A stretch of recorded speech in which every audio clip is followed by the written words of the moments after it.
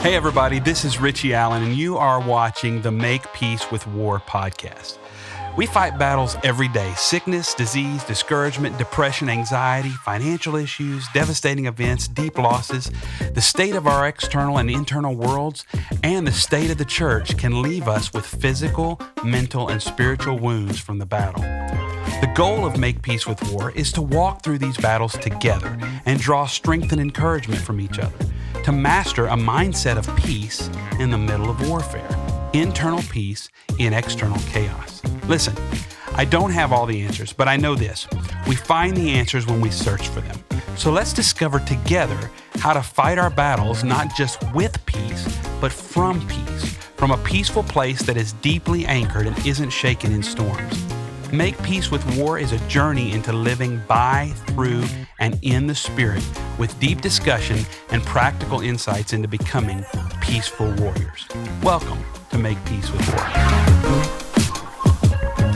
In this episode of the Churchish series, we are talking about a subject that's very close to my heart. And the reason why is because of my beautiful wife, Heaven, who was an anointed woman of God, and gifted and talented and prophetic and had a pastoral heart. And this episode, we're specifically talking about women in ministry and the struggles that women seem to have still to this day in leadership in the church and being a leader in the church. For some reason, right now, this is a renewed subject of interest because of the decision that was handed down by the Southern Baptist Convention just recently that caused Rick Warren and his church to step away from the SBC, and I believe also Elevation has recently made a decision to step away. This decision it's not just the SBC; it's throughout the religious world. This mindset that women are subservient to men, and especially in the area of ministry. We're going to dive into the why and to rebutting some of those things in this episode. So I'm not going to talk about that right now. But there is one thing that bothers me is that the people who are complementarian, who believe that women are not to be in higher level leadership in the church, one of the things that they argue about is that if you believe that women are equal, then the man must be weak, and that it requires a weak man to believe that a woman is equal. They wouldn't say it that way, but that's basically what we're talking about here. And they say, well, the man's supposed to step up, and the man's supposed to be the masculine person, and the man is supposed to lead the household. I don't disagree with the fact that the Bible says that the man is the head of the house. I do, however, disagree with anything that would say that a man has to be weak and not a strong masculine man to view a woman as equal. I have a major problem with that. Very big problem with this, and my hands are going because I'm very passionate about this. I believe that you can be a masculine man and hold the role that you're supposed to hold in the house without having to see the wife as subservient and less than. I believe that. There's some great resources that we'll mention in the episode that you can research and study a little bit more. I think it's important that you do that. But more than that, I think it's important to have this conversation. I think if you're a part of a church staff, this is a great conversation to have. If you're a pastor, this is a great conversation to have with your church staff, with your spouse, because you might be surprised. I know as a man, I don't fully understand the plight that women in ministry have, which is why I'm so grateful for Natalie and Jennifer for giving their perspective, and not only that, showing me where some areas that my perspective could be adjusted as well.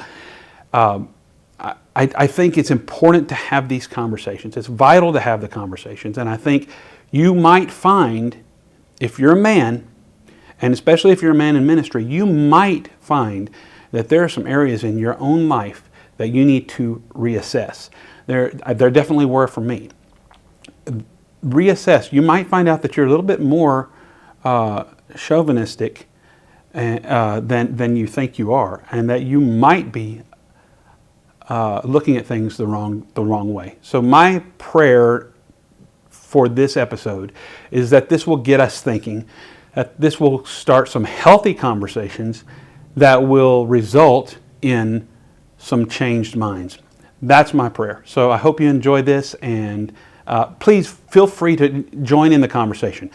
Text us, email us, DM us, comment on Instagram or Facebook or YouTube, and let's have a conversation. Let's continue the conversation in the right spirit. Let's continue the conversation. Enjoy this episode. Okay, I have a funny note. I don't even know if I can really open it, especially because of the topic for today. It might be, too much. All right, do you know, like, when we were talking about early on, and it had to do, like, the head, the heart. Mm-hmm. Okay, you were saying, like, we were the head and the heart. Yeah, the head, heart, and hands. Mm-hmm. Oh, head, heart, and hands. So the other day, I'm, like, driving down the street, and I'm remembering that. And I'm like, okay, like head, heart, and I couldn't remember the last one. And I'm like, Natalie's the head, I'm the heart. What's Richie? What's Richie? He's the ass. Okay. I could not remember. Wow. So I have to repent to you. So since this, I'm keeping that. This episode is about women in ministry, we're coming for you, Richie. I feel like just let y'all talk. I'm gonna go. I'm leaving. But for the life of me, I couldn't remember. First of all, you were the heart. I remember he being was the head. Okay. I was the voice. So you're the ass. Wow. I couldn't get that out of my head. I am I remember this. This is why you should sign up for 12-6 coaching. And I know a lot of people that would agree with you on that. But I got tickled at myself. Especially after the last episode. I got really tickled with myself because if you know me, I'm always messing stuff up like that. But I'm like, I couldn't remember. Of course, I knew it wasn't that, but that just kept coming to me, and it just made me laugh. Oh, my word. Oh, yeah, I'm keeping that. I knew our friendship was strong enough. Y'all would appreciate that. I am dead. Yeah. Oh my God! Welcome to the Hey guys, welcome.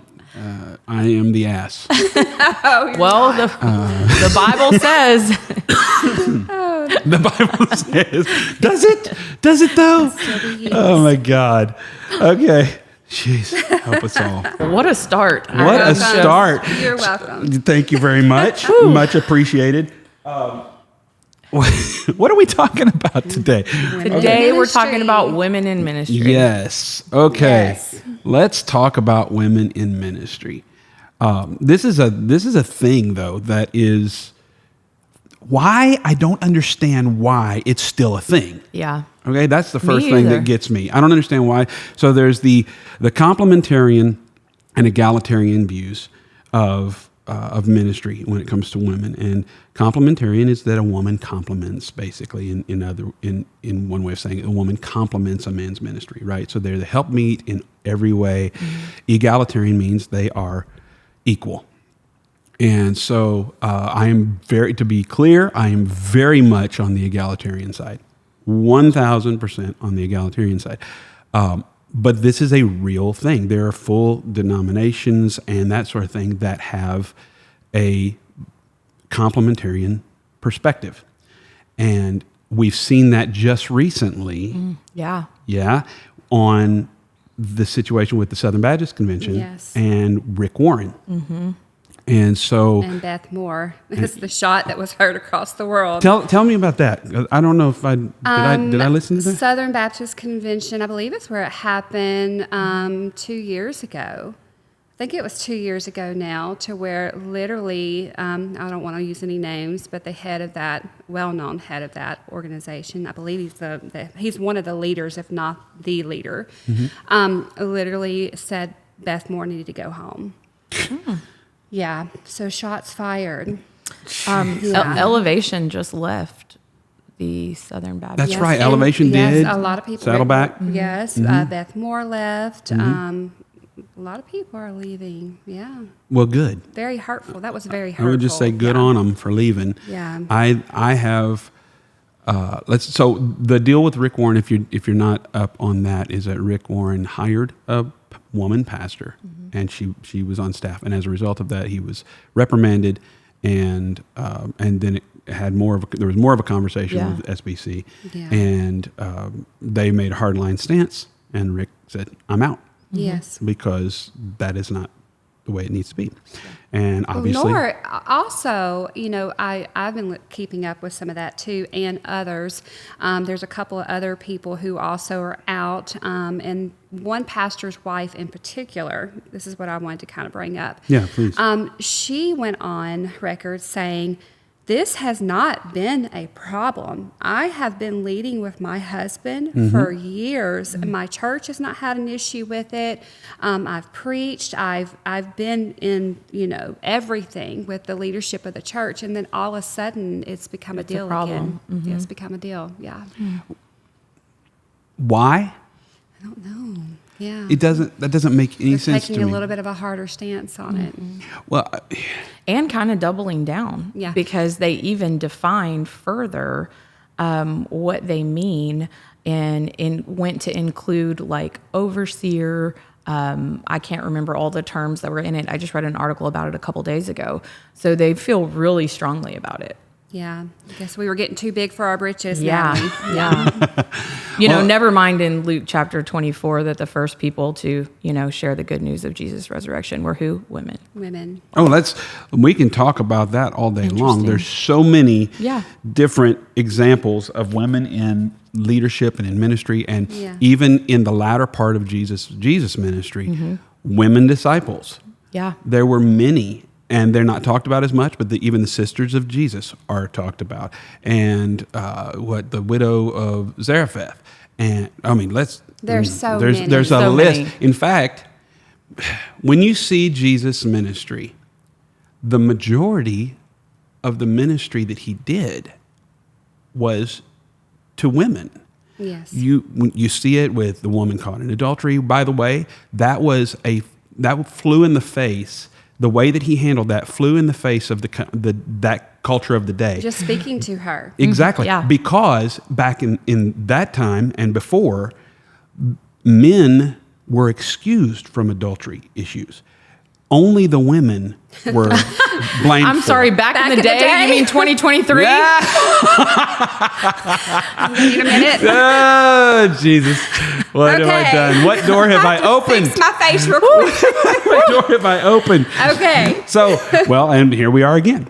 Yeah. Here Well, Jesus was always breaking cultural norms. But Yeah. yes, he was always ministering to women, always going to them. And, I love how when they would spring interest in the Bible, in scriptures, I mean, it was Jesus who was letting them literally sit at his feet. He was breaking all those cultural norms. Which was such a taboo thing to do. It was.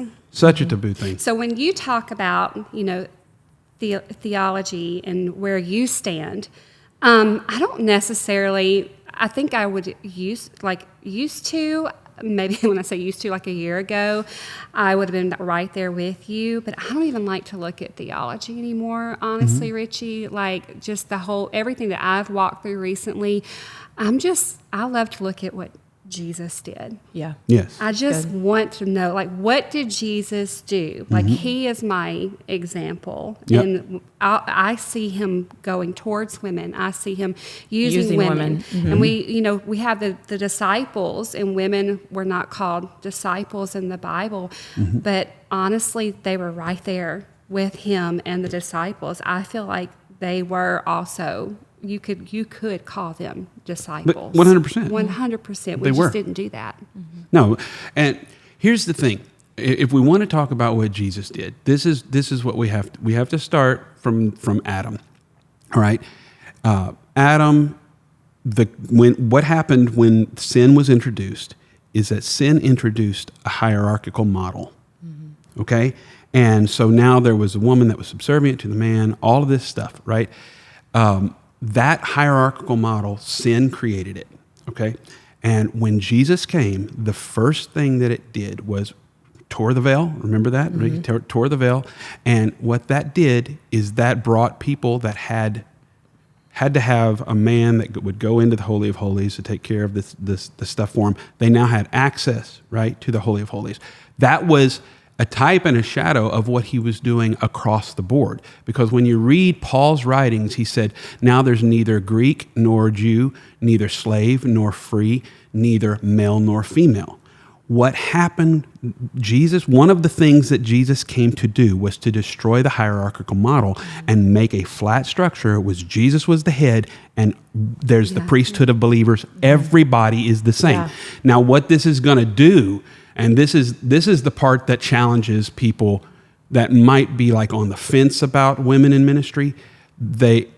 What challenges people is that extends beyond women in ministry. It also extends to racial equality. It also extends to other class equality things. And so you have to recognize that Jesus came to wipe it all down and knock it completely down 100%. So the New Testament church and moving forward is a completely different structure than the hierarchical system of the Old Testament and the Old Covenant. It changes everything. That's why he came. Mm-hmm. And what he did, even in his ministry before his death, even in his ministry, to your point, is I've got a lot to say about this, obviously. You're a dad of girls. Yes, I am. Mm-hmm. To your point, though, what he would do is he made specific moments to minister to the women who had been shamed. Mm-hmm. Yeah. And so shame was a big thing for him, but especially shame within women, because that hierarchical model had done nothing but bring shame to women and completely denigrate them constantly. They were worth nothing. Yeah. Exactly. Yeah. They were second class. Yes. They at dogs the had most. more rights. Yes. He met them where they were. Yeah. Yes. Mm-hmm. He absolutely did. And so his whole thing was, I want to remove shame, right? Mm-hmm. Neither do I condemn you. Now go and sin no more. The woman at the well, who was there because she was in shame, right? He spoke to her. He was the first person, she was the first person that he ever revealed himself as Messiah to publicly. Mm-hmm. But to a woman who was in shame. Mm-hmm. And then she runs away, come and see a man who told me all the things that I did. And side note, she's the one who evangelized that city.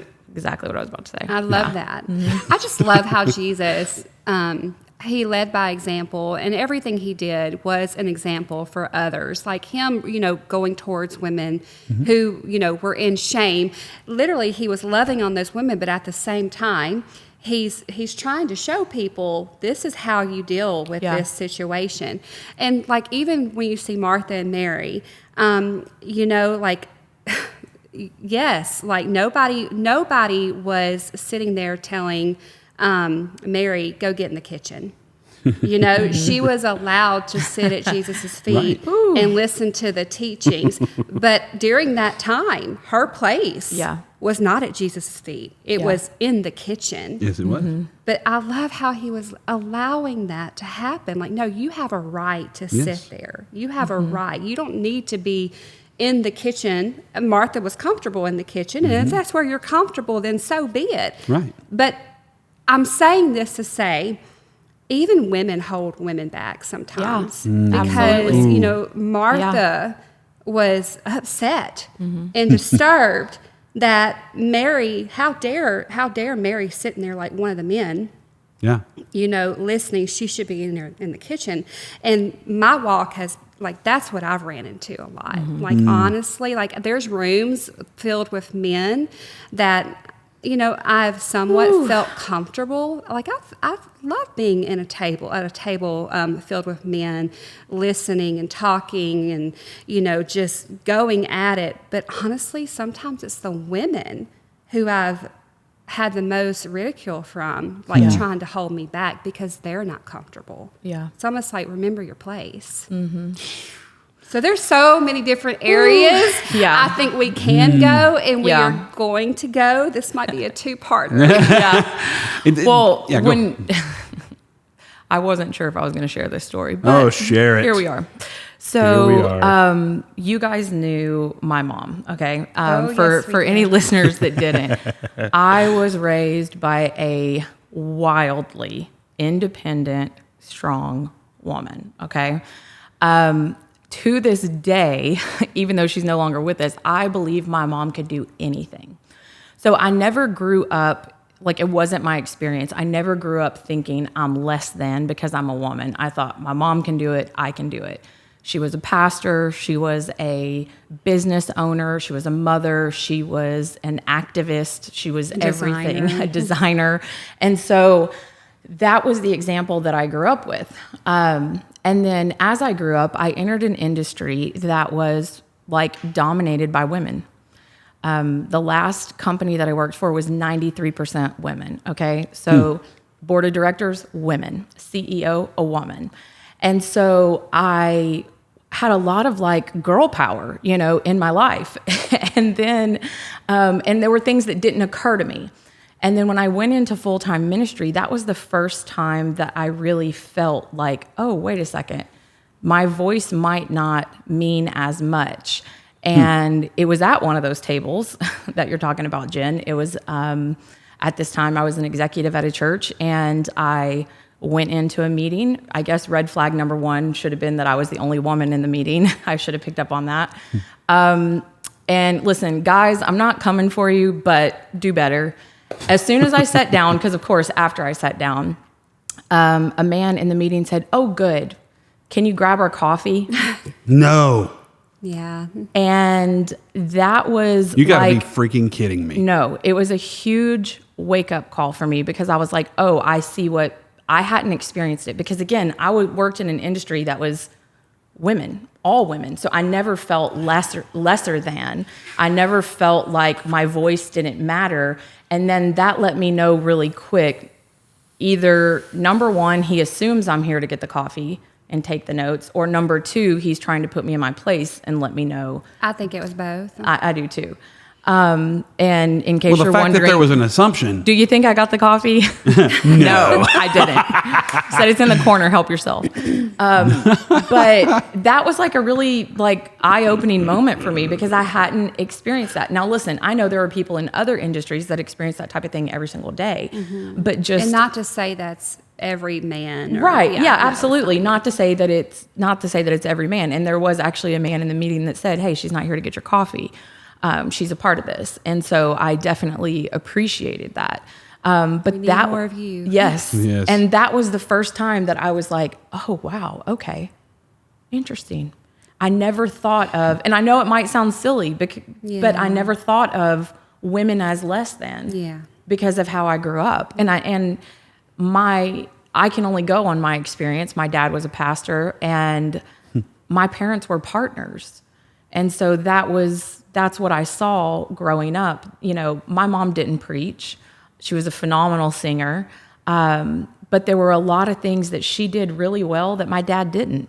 Mm-hmm. And they filled those holes for one another, and that's how they led and pastored people. And so that was just my experience. Yeah.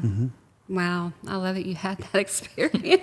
I'm still trying to get over the Mine's coffee different. statement. Yeah. I'm sorry. Yeah. What's yours?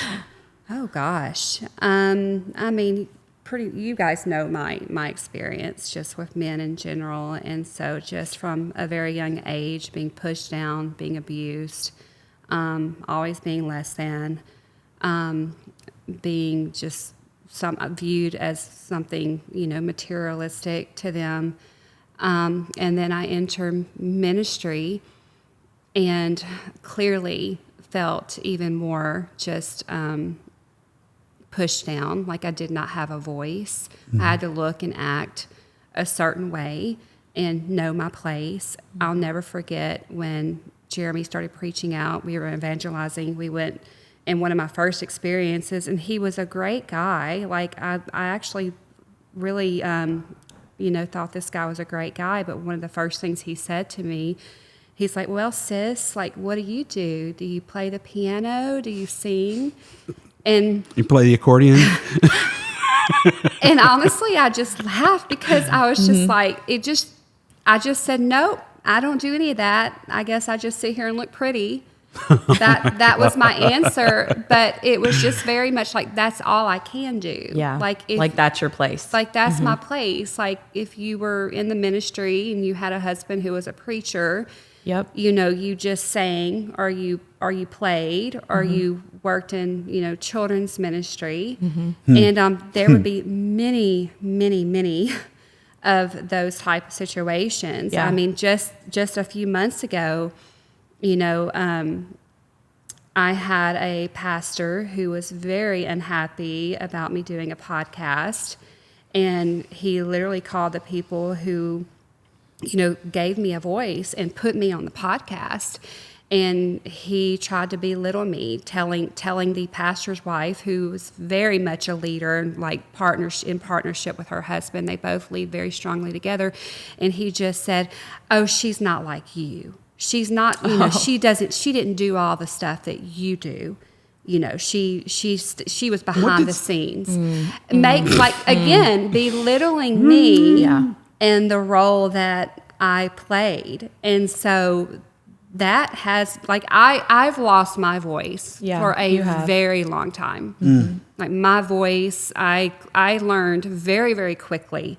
And when I say quickly, like Jeremy and I were dating, he had a motorcycle accident, and I went to the hospital, and the hospital was flooded with people from his church, which was a very legalistic organization at the time. And here was a girl who just, you know, just learned who, you know, Jesus really was and got saved. And I was not a part of that legalistic organization at the time, but I just remember looking around at my surroundings, and it's like something just went off very quickly, like, oh, I got to step up to the plate. Yeah, you don't and so fit. I did not fit. And so I very quickly learned, like, this is what I have to do, and I have to make myself look small, and I don't have a voice.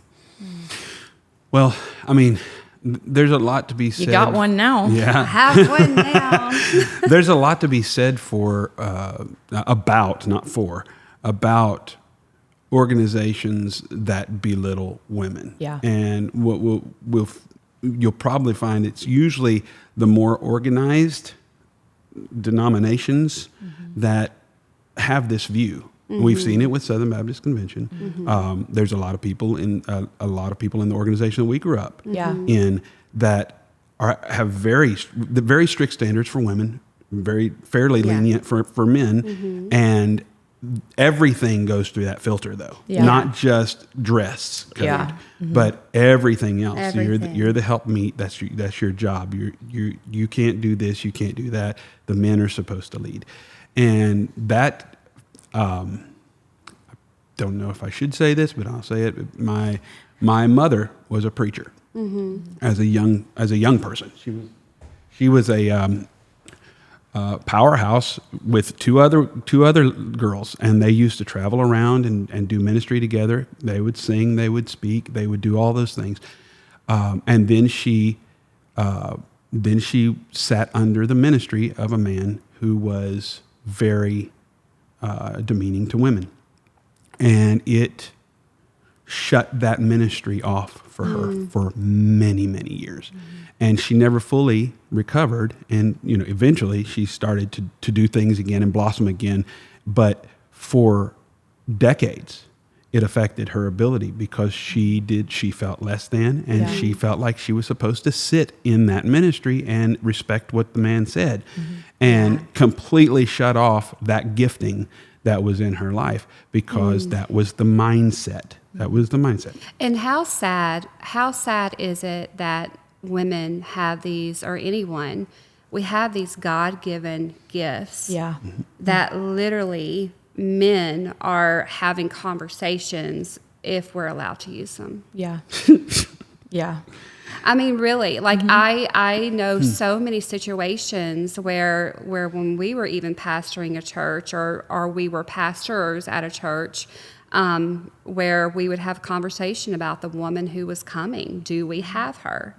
Because we would need to fill, you know, our woman quota.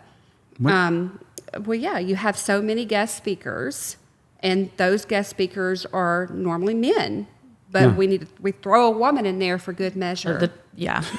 We throw a woman in there for good measure. And so, we can say that we did, just like why I was sitting at that table. Yes, but there's just good old boys club. Absolutely, but there just seem to be certain standards that when you are looking to have a woman, that woman has to meet. Yes. That men don't have. Mm-hmm. We don't even talk about that. Like, it's not even a thing. But when it comes to a woman in ministry, a woman who wants to do ministry, there's usually men who are sitting around, and sometimes women too, because women can hold women back, who are sitting around and talking about a certain criteria. Does that woman, it's like the standard is so much higher. She has to check off everything to even get an invite, to even have a seat at a table, to even be able to, grace her presence, on the stage. Like, there is a checklist for her. Like, it's a privilege for her to be able to be on that absolutely, that stage, right? and trust me, it's not the other way around. Trust me, I have been in situations, not many, but I've also known women who speak a lot, and like when you go to that church and you're speaking or you're doing any type of ministry, even like, okay, like you look around the room and you're the only woman or you're just a few women, and it does feel like, okay, this is a privilege. You feel like a trailblazer. And I feel like it's sad that in 2023, we still feel like a trailblazer. Yeah. It's very sad. It's very sad, but the whole point, though, is like these are our God-given talents and our God-given just abilities and to do ministry, and there are literally people sitting around talking about if that's biblical or not. Yeah. Well, and I just feel like I have this, I don't know, like responsibility is the right word. Like, I think about, Romans 12:6, like God gave each of us gifts for doing certain things well. We should use them. Yes. And so I understand what you're saying, and I've been in that position before. And I think that's one of the things that I learned through this whole process of the past couple of years is that I know the gifts and talents that the Lord has given me, and I am committed to being a good steward of them. I don't really care what anyone else says, because even since we've been doing this podcast, there has been people coming for me. And, one of the gifts that I have is the gift of communication. It's a gift I've had since I was a child. And it's just like the devil, y'all, to try to attack that thing. And so I'm like, actually, when you're trying to come for me, I was actually told to watch my mouth by a pastor. And I'll use that term loosely, pastor. Yeah. Told to watch my mouth. And so actually, no, I'm not going to, because God gave me this and I have a voice and I'm going to use it. And if you don't like what I'm saying, then you can scroll on and listen to something else that affirms you. My whole thing is, I get, yes, we should study the Bible. We should know what, we are supposed to do. But I feel like some things are non-negotiables, and then I feel like some things are negotiables. I feel like there's, maybe not non-negotiables, but there's just some things that are absolute, and then there's other things that are a little bit more of, maybe you have a strong conviction of this. And if you have a strong conviction of that, then okay, I don't want to mess with your convictions. But my whole thing is don't try to shut me down and tell me I don't have a voice. Whenever what God has told me and put on my heart is pushing, like I'm trying to push forth like kingdom. I'm trying to push forth Jesus. And that's all that should matter. That's let us speak. Let whoever wants to push that forth, let them go. Well, that's the Great Commission. It didn't say men go into all the world and preach the gospel to every creature. It said go into all the world and preach the gospel. Yes. Right? This is whosoever will. Whosoever will. And guys, I'm not coming for you, I promise. But I would love to see a church ran completely by men with no women involved, and what it looked like. Wait, I would love to see that. Oh, with no women in the church at all? With no women involved, and see how that works out for you. It'd be a hot mess. It'd be a hot mess. Here's the thing: women and men, they do complement each other. Yes. In their giftings and that sort of thing. What we've done is we've placed the giftings that women have secondary Yes. to the giftings that men have, but that is not the case. They're meant to complement. Well, and have you ever thought about, if we didn't need women, why did God create them? Because he could have just left Adam. Yeah. But he said it wasn't good for him to be alone. Yeah. And so, like, why would you not want partnership and support in building the kingdom, like Jen said? Yes. Like, it just doesn't, we're all uniquely gifted. We are. If we could do it on our own, we'd be on our own. But that's not how we're created. I mean, and tell me if this is offensive. Hopefully it's not. Oh, we'll tell you. Oh, I This know. will I be figured great. you would. You don't have to worry about us. No, like when we're talking about complementary giftings, women do have, typically, not always, but typically have more giftings with kids and with connecting with children more so than men sometimes. But what we do is we place them, okay, well, they can do that, so now let's just put them in kids ministry. Yep. And okay, that's great. No, that's fine. They can speak into that, and they should. But that's not their only spot, right? Because it's not so much that they have giftings with kids, it's that they have an understanding, a deeper emotional understanding of things in general, that those leadership giftings can be used in other areas, not just for kids, just because they happen to connect better with Yeah. kids. Does that make sense? Yeah. And Is I that- think the only reason we even view it that way is because of our gender roles. Yeah. Honestly, like I've seen men who have been in kids ministry who are amazing And that's with true. children. Yes. I think again that is a gender norm. That's a gender role. And that's just something you typically see, especially in a Christian environment where you still have, men doing the men things and women doing the women things. Yeah. And so I think even you saying that, it's not offensive to me. Yeah. But it does show a short-sightedness, doesn't it? I think so. Yeah, it does. I think so. We still have, we're not quite there. No, but- that's good. but That's it's really good. It's important to point that out. Yes, Yeah. please. Please Yeah. point them out. Point them out. You never have to worry about us pointing out your flaws. That's why we're here. We're your real friends. Let's talk about a little bit why do you think, Richie, that men are, let's just talk about all of it. Yeah. And you're not going to offend us. Yeah. But some of the things that I've heard is women are too emotional. Have you heard that? Oh yeah, I've heard that all my life. Yeah. Right? I've heard Women that all my can't life. lead. Women are emotional, so they're emotional beings, so they're gonna, they're gonna be bitchy and they're gonna deal with. That's Wow, Richie. That's My the word. thing. Sorry. Are you gonna edit that Sorry. out? Lord. Nope. Not editing today. But that's yes, I have heard that. Yeah. And I'll be honest with you, for years, that's the way I felt. Yeah. Because I grew up in environments that were that way, and that was my mindset. Meanwhile, we grew up in the most emotional, Yeah. religious organization that there is. So that makes me laugh. And let's talk about Yeah. that, because that is something that I have heard a lot. And, just by leading, I was, leading right beside my husband, or tried to lead right beside my husband. And as we would talk about with our board and our executive team, and we would talk about bringing certain women onto the staff, I would be privy to these male conversations. And I would hear that, well, she's too emotional. Can she actually get things done? She has children and a husband. Okay, and this and that. even the children thing, that's a Yeah. whole other thing. But let's just talk about, yes, women are emotional. There's our monthly friend that comes every month, and women are amazing, and we have children, and we go through childbirth. Our bodies are amazing, but we are emotional. But men are too. This just goes back to the expectation, though, that the woman has to do it all.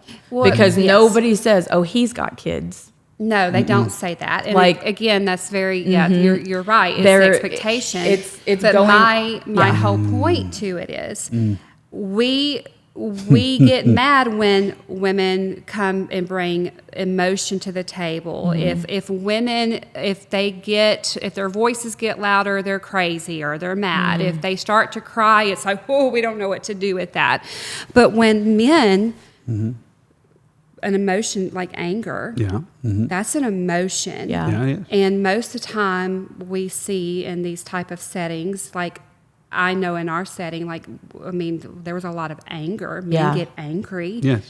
But that's not usually anything that's talked about. Actually, in some ways, that's viewed as a strength. It's viewed as a Right? strength. It's because or if a they're man being cries. they're being not aggressive, but assertive. Yes, or if a man cries. It's viewed as a weakness. Well, and a weakness, yes, but oftentimes, like now, and I'm thankful for this, I think this is not a bad thing, but we'll be like, oh, Yeah. he's being vulnerable. Well, I think one thing, this is something that my counselor helped me like unpack a few years ago, but it's interesting because oftentimes people that say that they're not emotional, it's actually not true. We're all emotional. Yeah. All human beings are emotional.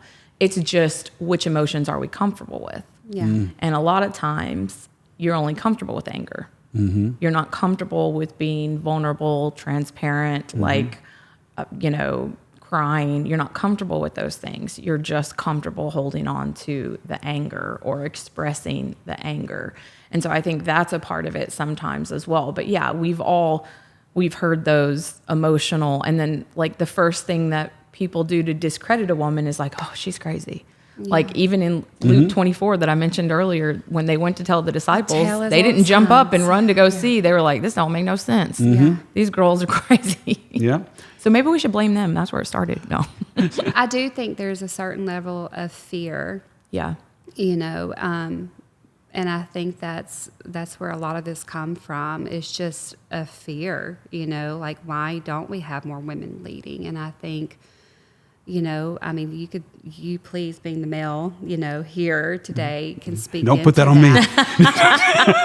But do you He's think like, I there's didn't do it. Do you think there's any fear to letting women be a part of the conversation and be a part of the table? Oh, absolutely.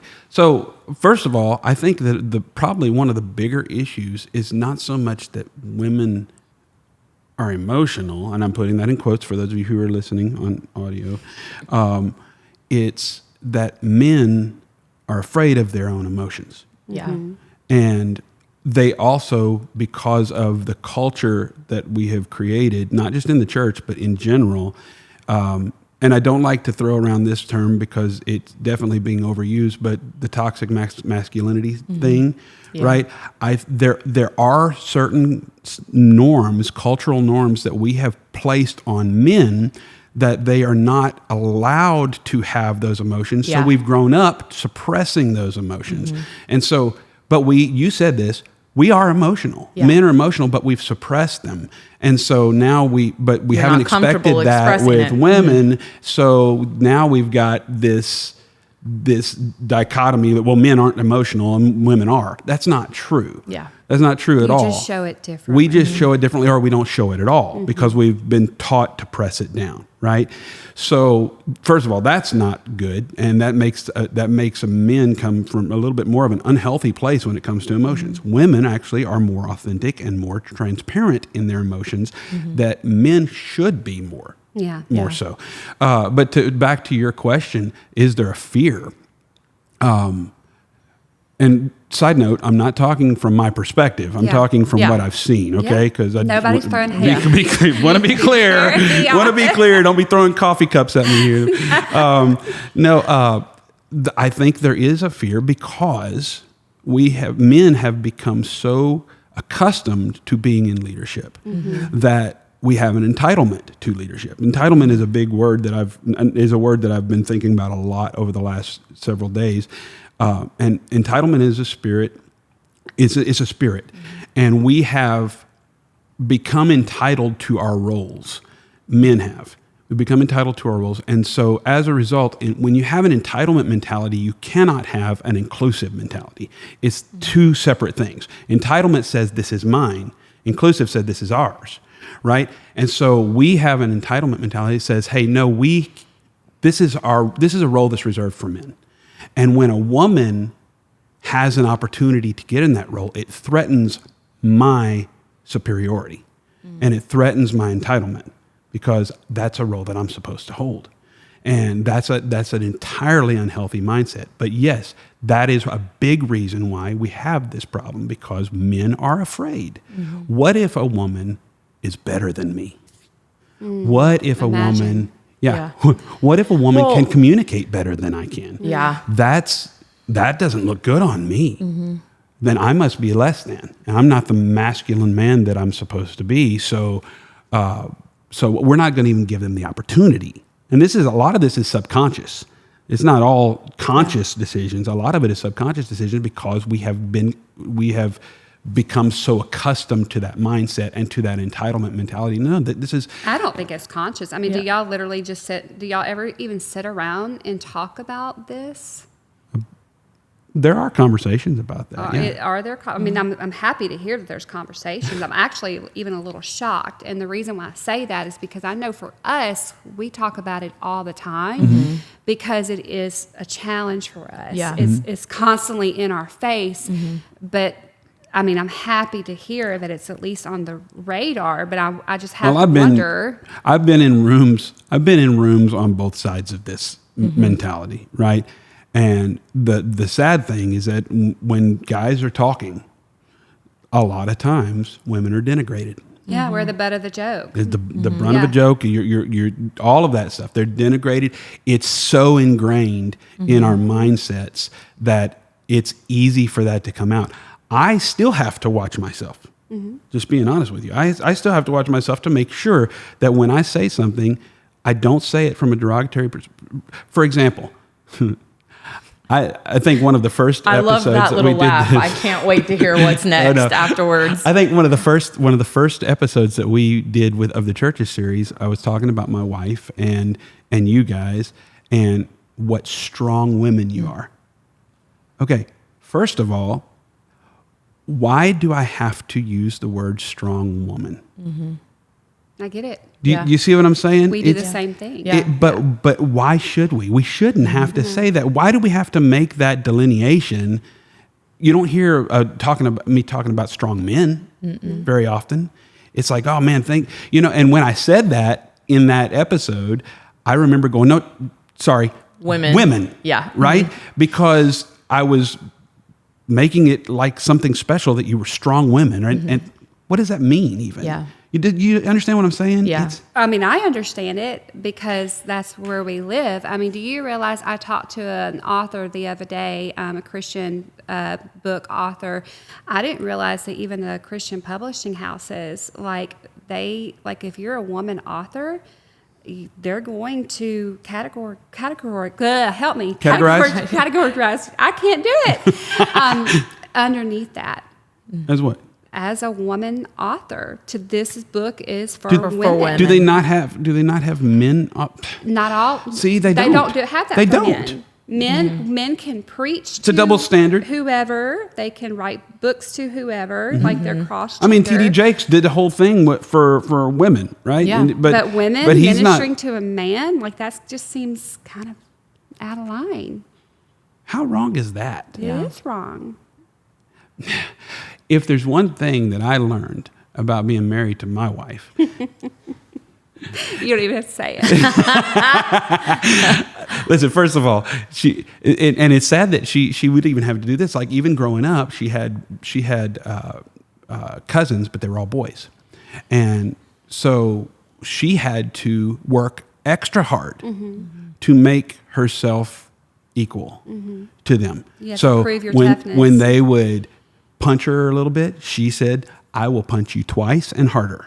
Yeah. And that's the way that she would always do it. And she told me that. She said, if you ever hit me, if you ever hit me, I will hit you twice and I will hit you harder. And I know with a shovel, probably. What you're saying, but even as women, I totally get that. And I think that's how we have to do life and lead a lot of times. You do. You have to prove yourself. But we even have to walk a fine line with that, because if you go too hard, then you're labeled.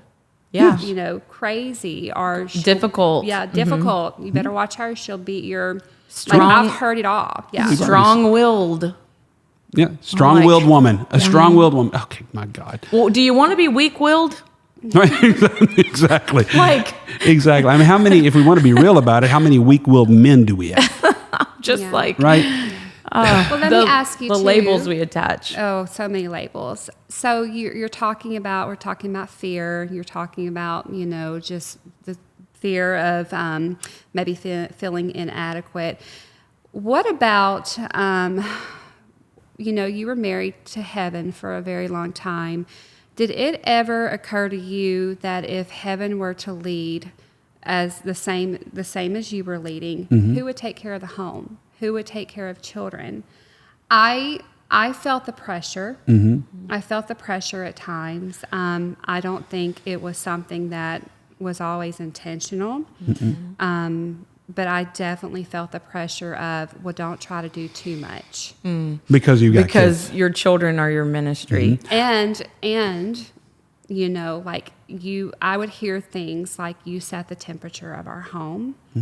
Our peace, rides on you. If mama's not happy, nobody's not happy. Yeah, if mama ain't happy, ain't nobody happy. Yeah, and it was I've more heard that of the a one lot. thing that really stuck with me was that first one. You set the temperature of our home. But is that true? It wasn't true, but I can't tell you how it affected me greatly. Yeah. It made me feel like everything depended on me. Yeah. Yeah. And so I would try to do all. I would try to wear all the hats, which I know pretty much every woman in ministry are trying to wear all the hats. We're literally trying to take care of the home. We're trying to take care of our husband. We're taking care of our finances. We're taking care of our children. We're doing it all. My generation. Now, I am happy to see, I feel like the next generation, my girls won't have the struggle that I had, because I am seeing a lot more men step up and help with house chores and cooking and cleaning and the things. But this was a real problem. And I just feel like it was just so much pressure for me, Richie, to literally something had to give. Yeah. Something had to give. Yeah. And so do you see any of that? Did you ever feel any of that? Yeah, so I am... as I reflect back on our marriage with my marriage with heaven and having children and all that sort of thing, and the mindset that I had going into it and the mindset that I have now are drastically different. But I relinquished a lot of responsibility to my wife early on. And when I say that, it wasn't not in a healthy way. I mean, in an unhealthy way, because I was like, well, that's the woman's job.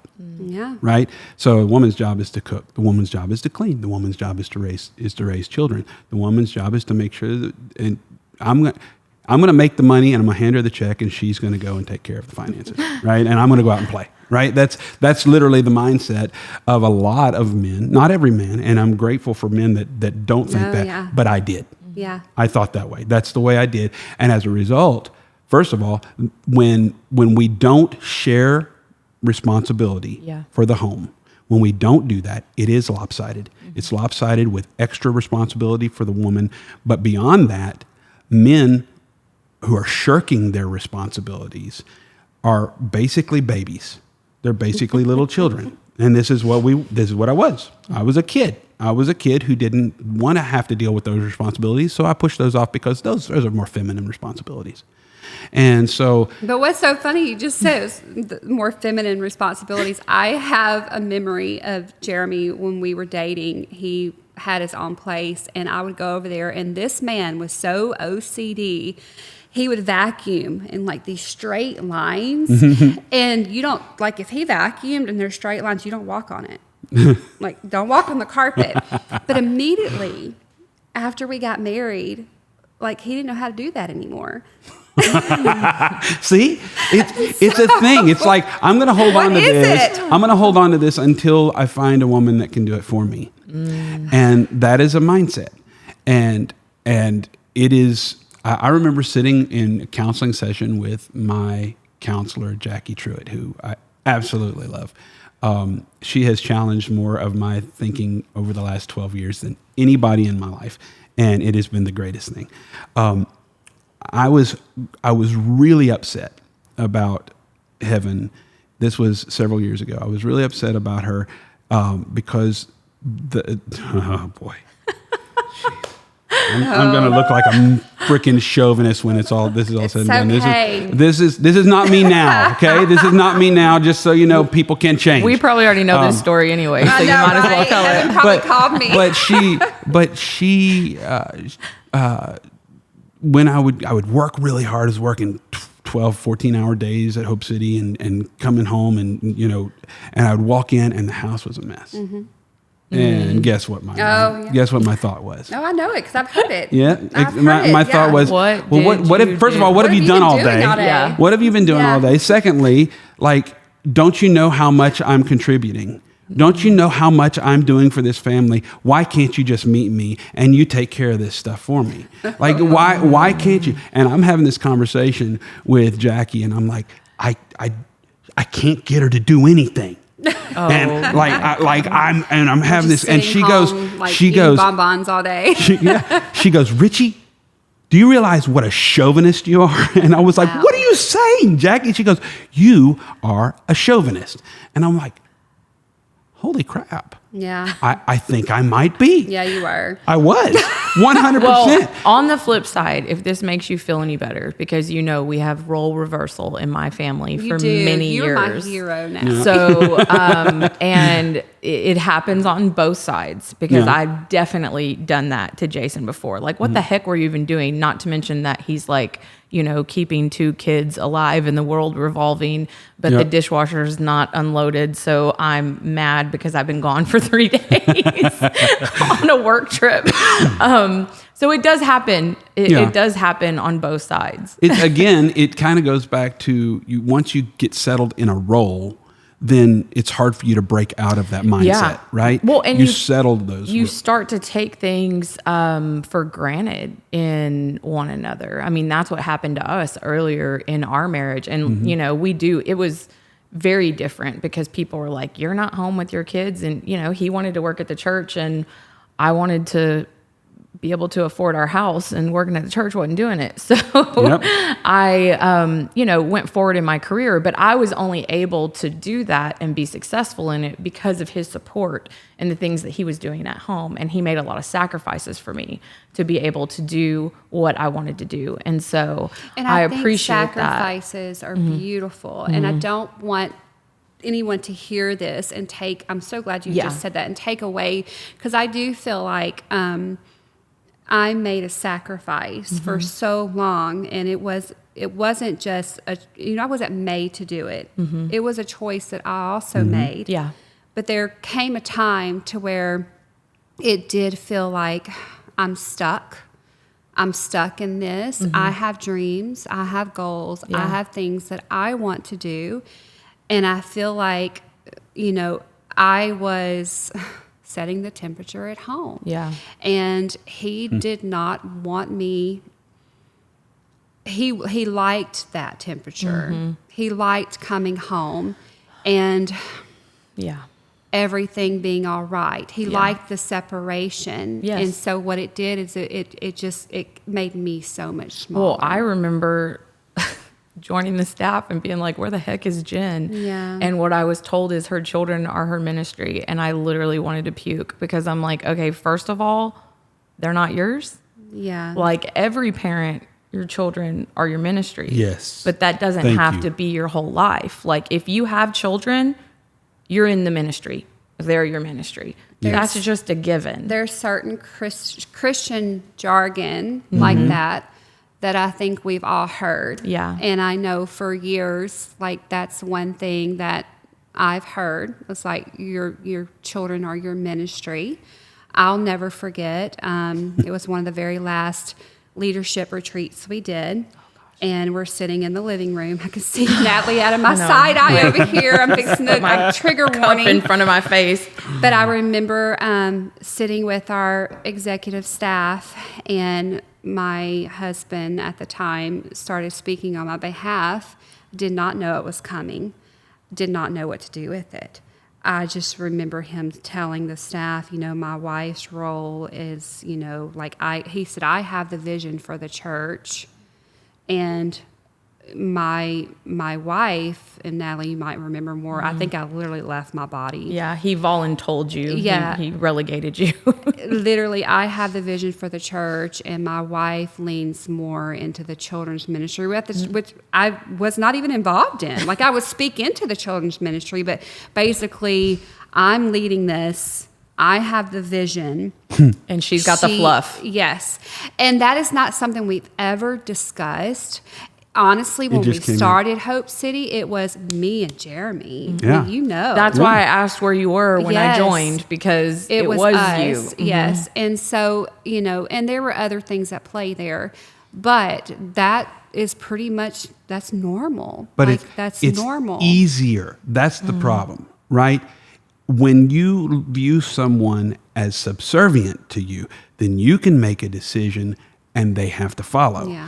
When you view someone as equal to you, it takes intentional conversations. Intentional conversations. Because you cannot make a decision without agreement. And most people, most men in these situations, because men are driven, right, again in quotes, but they don't want to have to wait on someone else to agree with them before they make the decision. So again, it's an entitlement thing. Yeah. This is mine, so that I can make the decision free. This is part of the reason why, and you guys know how I feel about this, but this is part of the reason why we have the issue with hierarchy in ministry as well. Not just male, female, but the fact that there's one man sitting at the top of the church situations, because they don't want to have to answer to anyone else. They want to be able to say whatever they want to say and everybody obey. And that is a mindset that is wrong. And then it extends, though, to the relationship between man and woman. Yeah. It's so funny, though, that you say that. I remember when we started the church, and we literally we didn't have much support from organizations outside of us. And, my husband and I, we were leading, we were starting this together, and he leaned on me so much because he had nobody else. And so he leaned on me so much. And as the church grew, and as, he felt, I guess, like he had more power, that's when it's just almost, I just felt discarded. I felt totally discarded. Like, I helped you start this. Like, we literally carved this out together, you, me, and Jesus. And now you don't need me anymore. So you kind of just shove me aside, push me down, shove me aside. And I really feel like that's the way that's pretty much the way it was. Probably, the first year was great. And every year after, that felt like that's how he led. And even when, I would want and try to lead and do ministry, Jeremy made it to where it was like an all or nothing. And when I say about all or nothing, and again, he knew, like, I didn't want the spotlight. I did not want to speak, did not want to preach, but he kept telling me, well, it's all or nothing. And if I would say, okay, well, I really feel like my heart's coming here. Okay, well, then let's get you up on that stage. No, I don't want to do the stage. Well, you don't want to do the stage, you don't want to preach, then you can't do anything. And so it was like an all or nothing, which I just felt like it was a manipulation tactic, is kind of how I felt.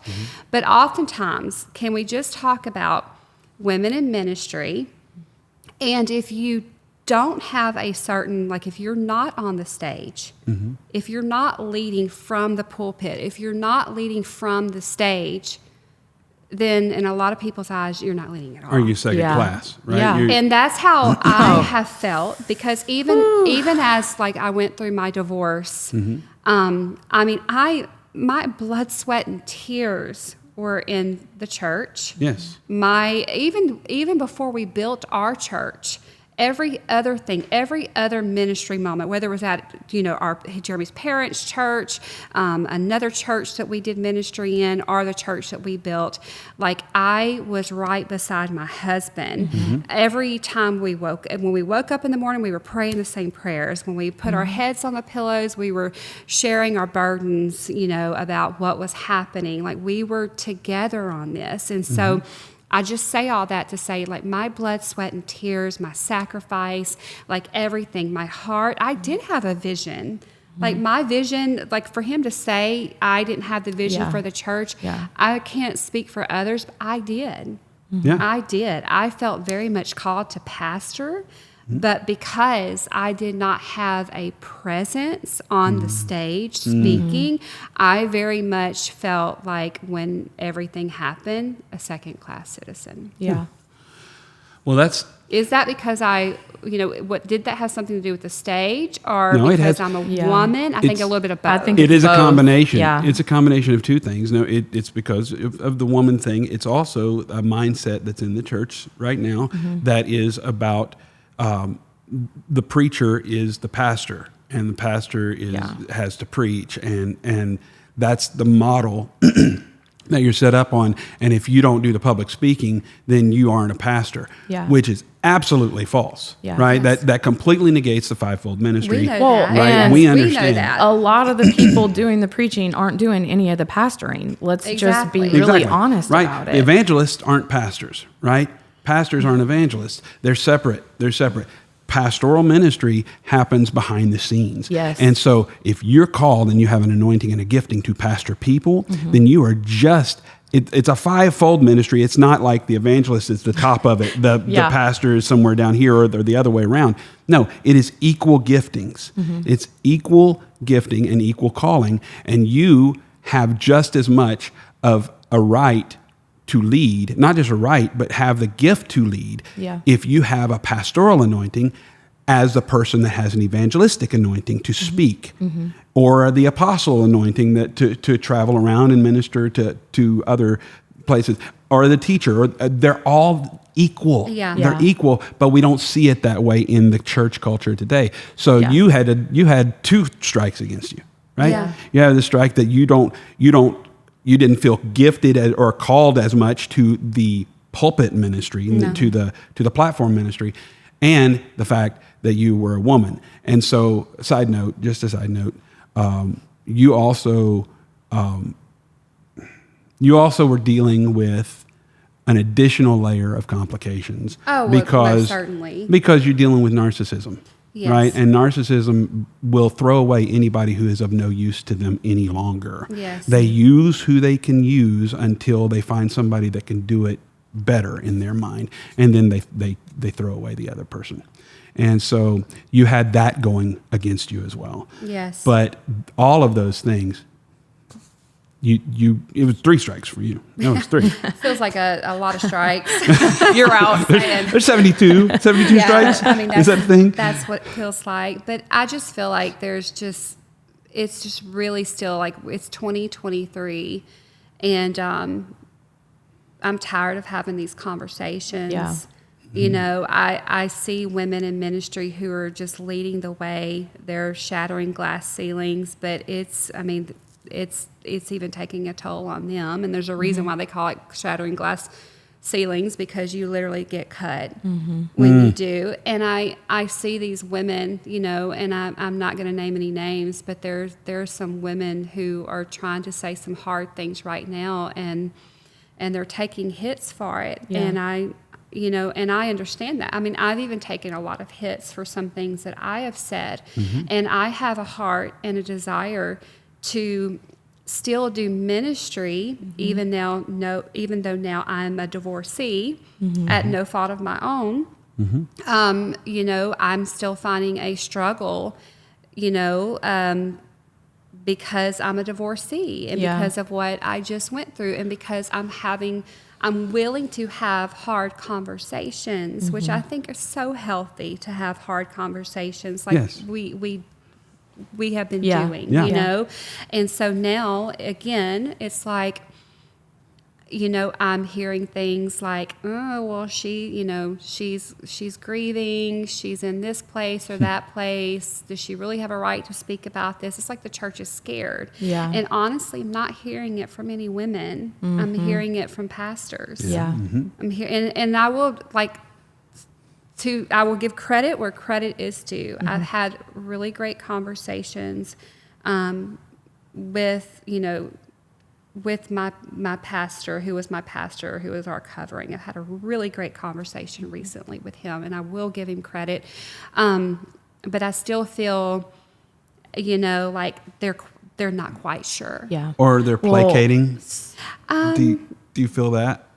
I don't. Maybe not in that I specific don't want instance. to say that because I am all about like giving credit where credit's due. Yeah. And if you're going to meet me halfway, if you're going to come and say, "Hey, we're sorry, like we need help in this area. Yeah. We didn't understand." Like, then who am I to throw I any think judgment that or something? Put action behind that, though. And right? yes, That's the trick. so- If and there's I think- action, and then- there has been some action, but it's almost like we're going to stick our toe in, Yeah. and just see. We're just going to test the waters, and it's like we're just scared. We don't know, and I can just see the doubles. It's a double standard. because they wouldn't So be much. doing the same. Yeah. If it's because I'm a woman, it's because I'm a woman. Yes. Well, and also I think in ministry, so many times your value is attached to your husband. Mine was. Like, that's and how I felt. that- 100%. God That's love how heaven it comes. felt the same way all of our life. Your value is attached to your husband, and so Natalie, I've never felt more. I will say this: going through a divorce, the way that I went through divorce, when there is, an affair involved, it's a pain. It's a pain that I don't think you ever truly get over. No, I can imagine. It's horrible, but I will say, even the way that people, pastors,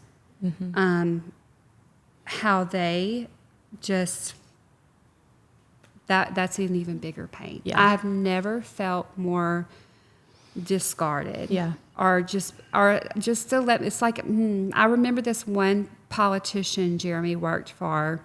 We were in politics at one time. Jeremy was in politics. Early on in our marriage, he told Jeremy that I was riding his coattails. And that stuck with me for years. And even now, like, it brings up tears because it was so painful because of everything that I went through in my life with men. And it was just the enemy. This man did not know me. Yeah. There was no reason for this man to say that. It was a place in my heart that the enemy knew he could get to. Yeah. And he told Jeremy that, and it stuck with me for so long that I would question that all the time, to where my only answer was, I am who I am. I'm a good wife. I love my husband. Like, I'm just being a good wife. That was just so used by the enemy. But he said that, and it stuck with me, and I will never forget going through this divorce. Like, that came back. It just came back around when everything happened. It was like, I'm nothing. Yeah. I'm nothing without him. I guess my identity was in him, and there's no pain. Like, when somebody strips you of your identity, when somebody makes you feel like you're nobody, you were just somebody because of who your worth was attached to, there's no greater pain than that. No, because that's a rejection of your entire being, of who you are. Well, it's like nothing. It just makes me feel like my sacrifice wasn't less than. Yeah. Like nothing I did or had to say or any of that ever mattered. It just. But it's just so frustrating because that's the response that we get a lot. We were talking before we started recording. That happened to me too, a long time ago. And, we just have to we got to do better. We do. Like, we have to do better. Women in ministry are not disposable. No, no, they're not. They're vital. They're vital. And I mean, you can read, if you read properly Paul's writings, if you read them properly, then you will see, we alluded to that a minute ago, neither Greek nor Jew, neither male nor female. There's so many scriptures where he speaks specifically about on your manservant and your maidservants I will pour out of my spirit, and they will prophesy. And you start to see all of this, that there is an equality all the way through that.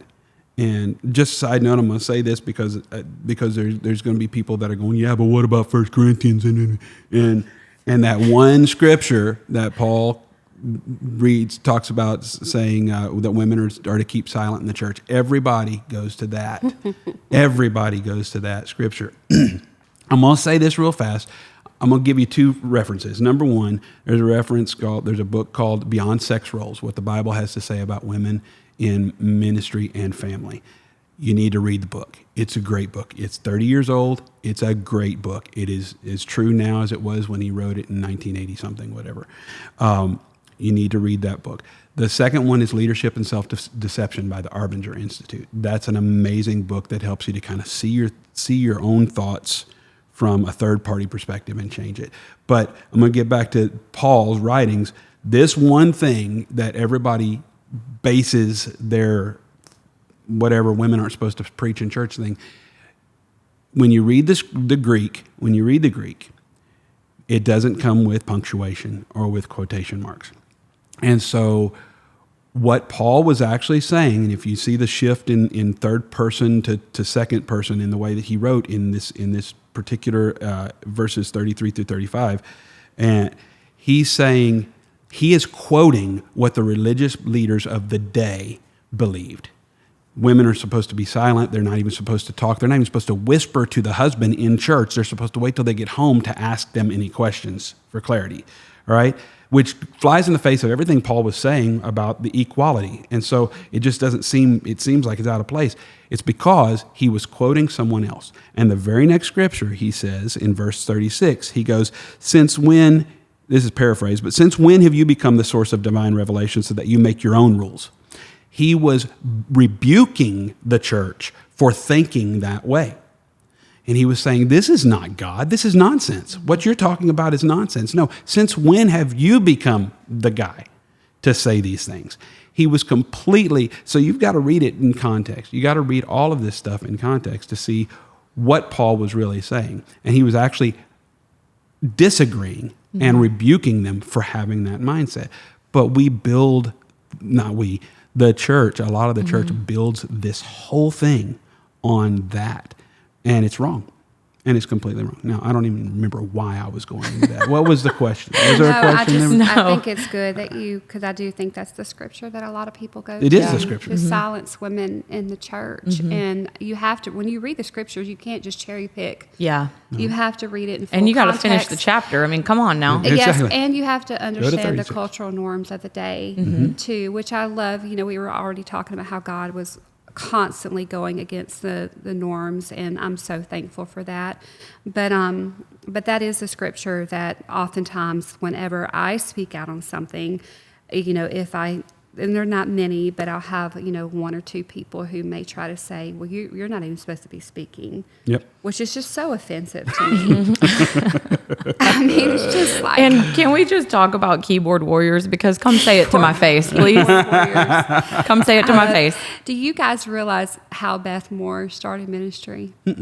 Man, I just love powerful women and women who figure out a way. But gosh, she's been doing ministry. I just read her new book, My Knotted Up Life, which I highly recommend. But she's been doing ministry, gosh, I know for 30 plus years now. But the way that she started doing ministry, she wasn't allowed. Women weren't allowed to get up and actually preach or teach. She had to start an aerobics class. And she was really good at doing aerobics. And literally the men asked her back, these women sure do love your aerobics class. Do you mind coming and doing aerobics? And you can just share a little word. And that's how Beth Moore started. And so she realized I have to do aerobics class, and then I can tag on a word. I just have this Oh mental my picture God. Can you of her imagine? doing Jane Fonda, and like throwing in scripture. To the left. But those are the women who have been shattering these glass ceilings. Yeah. And, my goodness, she's, and then to go on and do everything that she has done for years, all the Bible studies, all the words, preaching and all these, she's traveled, just an amazing ministry. And just for some old man to stand up and say, go home, Beth, Yep. at a convention. And you know what? I would even say this, that women, you kind of alluded to this earlier, women are kind of relegated to ministering to women. Yeah. Most of the time. Yeah. And you'll see there's a lot of great women speakers and people that have been around for a long time. Long time. But when they have their things, it's Women's always to ministry. women. Yeah. It's always to women. And I think we, as a church, miss so much richness by saying, oh, yeah, she's going to come and have a women's conference, and we're going to have a woman speaker because it's a women's conference. And, oh, by the way, let's have all women musicians, too, because it's a women's conference. And I guess she's going to preach about Ruth or Deborah. Yeah, exactly. Or Proverbs 31. Yeah, And the listen, Proverbs 31. Let me tell you, I have a different, I know everybody's like, oh, like be a Proverbs 31 woman. Okay. Yes. But like, are y'all really paying attention? Because the Proverbs 31 woman is a hustler, y'all. Yeah. Okay. So this isn't, they're trying to act like you're at home doing laundry. No. Girl's out in the field inspecting it, buying it, planting a vineyard. She's an entrepreneur. Right. Okay. Boss babe. She's doing everything while her husband's sitting at the city gates. Okay. So let me just read the full chapter, y'all. So yes, let's, and the other thing I think about is, having work-life balance is just, I think it is a myth created to keep women down. It is a myth created to keep people frustrated, because the truth is there's no such thing as balance. There is always, and I'm 42, so I can say this now, as cliche as it is, life is about seasons, and there are always going to be things that require more. And I can look back at my life and see that there were times that my family required more. There were times that my work required more. There was times that ministry required more. Yes. And that's okay. Yes. And when I think about the Proverbs 31 woman, and I was actually reading through that this morning, and I made a joke about this before, but like, her children rise up and call her blessed. That ain't no toddlers, y'all. That's adult children. Yep. So when you think about that long list of all these things she's doing, nobody said she was doing it at once. No. That's good. This is what she's capable of. That's good. Because women are capable of anything. Yes. It doesn't say you had to do it all at once. So that was just a thought That's I had this really, morning. really good observation. And that is absolutely I know true. some stuff. I have, you know some I things. got Well, look at teared you. up when you were saying Look it, because at I'm you. just thinking about Jaden and Jesse Yeah. in this season that we've been in, and just they're strong women. Yeah. We poured into them that they can do anything. Yeah. And they actually come from we come from some strong women, some strong women preachers, just strong. My mother was a strong single mother, and so just strength in general. And I'm looking at them now while they are finishing up college, and one's in the workplace, and just there's just so much strength. And but I teared up when you're talking about they will rise up and call her blessed, because Yeah. there's just we do a lot of sharing Yeah. with each other, and wow. They love on their mama well. Yes, they do. They love on their Yes, mama they well, do. Yeah, and they I'm do. just so thankful. I'm just so thankful for that. Man, I want my girls to grow up in an environment that champions their giftings. Yeah. I want that more than anything else. Yeah. And I try to do it at home, and I'm grateful for people like Jackie and people like Heaven who shifted my perspective Yeah. on what a woman's role is supposed to look like. Side note, my wife never fit in the typical role. No, she did not. She did not, and she didn't want to, and had no Nope. desire to. And I was, and I think she'd was, fight someone. Oh, dude, listen, don't even start. She absolutely would. But I want my kids, I want my girls. I have 3 girls, 1 boy, but I want my girls to be able to operate in the calling and the giftings that God's placed on them without restriction. Yeah. But we have created this restriction that chokes those giftings. But that's got to change. Yeah. It's got to change, because the world is better when we all walk in our giftings. The church is better when we all walk in our giftings. And the church is better when men and women lead it together. Yes. It's better. We both bring something to the table. Yeah. Yes. Without women, you guys are missing, a different perspective. The same goes for us. Without men, we need each other. Yeah. God, even at the beginning, before the fall, God created man from the dust of the ground. Man became a living soul. And then he, out of the side of Adam, he created Eve. It wasn't subservience. It was, we walk side by side. Yeah. We come from the side. Not We're out of the foot. connected here. Right, exactly. It's not out of the foot, right? It's Trying to keep us down. it's literally, I'm taking a part of you and we are making something that is together. Yeah. And that's the way it's supposed to be. Yeah. I mean, now you go to the New Testament church, when you look at the New Testament church, and even the writings of Paul, when he writes to the churches in Ephesus and Corinth and all these other churches, he said to the leaders at the church of Ephesus, and he'll name them, and he names women in there as well. It's not just men. He names women as well. The godly version of what church is supposed to look like includes men and women and race, different races as well.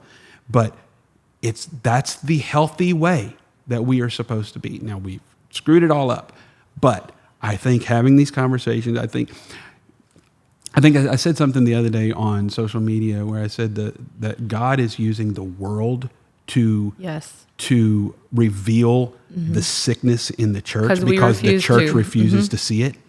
And I will say that God is still doing that in this realm as well. 100%. This is why we see pushes for women's rights and female reproductive rights and all these things, that whether or not we agree and whether or not they're biblically aligned, it is causing us to have conversations that require us to see the sickness in ourselves. It's sad that the world is leading the way It is and not sad. the church, but it's true. I've referenced this before. I'm not sure if it was on this podcast or not, but I don't like referencing the Me Too movement because of the reputation that the Me Too movement has now taken on. Yeah. But when the Me Too movement first came out, it was actually a really, really good thing. It was just these women coming together saying no more in the workplace. And now, I'm thankful for them, because they did, they paved a way for women. You better believe a man is going to think twice about calling somebody honey sugar baby, come over here and sit on my lap in the workplace. Right. You just don't hear of it anymore because they know better. Right. They know better. And it's just sad to me that that's where we are. Literally the world is leading the way. Well, even the Bible even says this. It says the children of darkness are in their day wiser than the children of light. Wow. The scripture says that. And what I take that to mean is that we have things that we can learn, like it or not, people. Yeah. We can learn from the world because the Lord is using them to expose the sickness in the church, because we refuse. Yeah. We refuse to see it and we refuse to address it. So thank God. Thank God for the world. Yeah. Thank God for the world. And thank God for Jesus. I get so aggravated when people start throwing scripture at me, and immediately my mind just goes back to the Pharisees. And that's why I said, just let's just take the theology out of it. The complement. I can't Complementarian talk and egalitarian. today. I can't Yes, talk today. Haven't had enough of that. But let's just take that away from it, because I get so angry whenever, if I go to speak or teach or whatever, and then somebody tries to come at me with all that.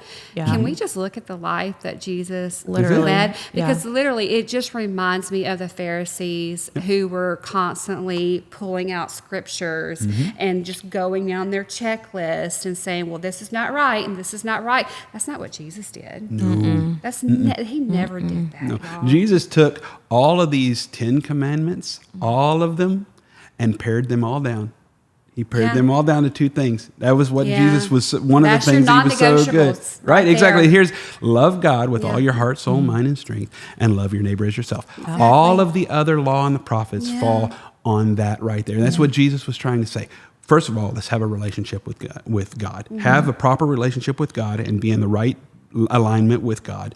Understand who is your Lord, and once you've gotten that figured out, now love your neighbor as yourself. That includes Exactly. women as myself. Yes. I have to love you Yes. as much as I believe in myself. I have to believe in you. Even if you don't agree with me. I don't have to Yeah. agree with And you. it's okay. You can have your convictions. And if you don't think women need a minister in the church, then don't invite any. And that's okay. We can still Don't be take that out of friends. context. That's not. She's not talking about me. Yeah. Yeah. But we can, I'm not. But we can still be friends. I'm so Yes. sick of this cancel culture Yeah. or literally just spitting venom and venom. What is wrong with me? Oh my God. Venom. Gosh, yes. But just literally spitting scripture at people. Yeah. Like, can we, that's not a non-negotiable. Well, I don't really remember seeing Jesus weaponize He didn't. the Bible. He didn't. And so I just say, we are commanded to love one another. So you can have your personal convictions, Yeah. but, still love each other. Yes. Yeah. You can disagree. Absolutely. That's totally Yeah, it's fine. okay. That's totally fine. Disagree, but value and Yeah. honor Yes. the other's Because God perspective. does command that. I mean, that's the basis of a good marriage. Yeah. Right? A good Just marriage just says loving people. we don't have to agree all the time, but I have to honor you, Yeah. number one, and I have to value your perspective, whether I agree with it or not. I've Yes. got to value it. So you guys can be complementarian if you want to, or you can be egalitarian. We'll It let y'all doesn't have matter. either Right? The big words, all the big words. No, I'm just going to let y'all have it. Exactly. Yeah. No, that's what I'm saying. Just you can have it, whatever that opinion is. Respect the other. Yeah. Don't denigrate, and go from there. And there are going to be churches that aren't going to change. There's going to be churches and there's going to be organizations that are never going to change. First of all, I don't think it's healthy, and I think that anybody that does not allow women to minister, I think they're unbiblical. But hey, Well, whatever. and I agree, and I think using scripture as a weapon is unbiblical. Yes.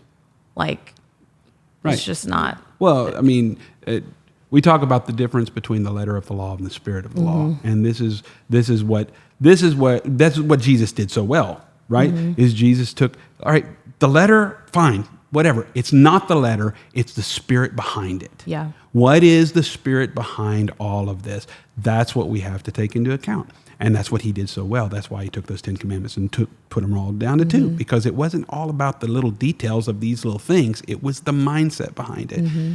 And we get that wrong. Well, and you're never gonna win anybody beating them over the head.